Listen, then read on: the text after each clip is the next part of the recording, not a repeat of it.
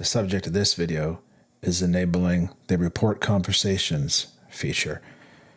So let's open up Viva Engage, go to Network Settings, maximize the screen, under Security, Report Conversations, click On, enter an email address and your text. Now, as usual, I've made notes so that I minimize my spelling mistakes during conversations and videos.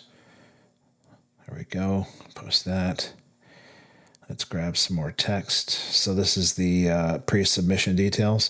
Add something here about your company policy and moderator policy. People tend to behave pleasantly in corporations with tool sets like this, but for those that are longtime Facebook users, it can turn into a nasty mess. So post that there, and once you've checked everything, post a link to a policy on an intranet. That's good for reference reasons, so people know what the process is. And spell check, so Grammarly. And let's do the same thing here.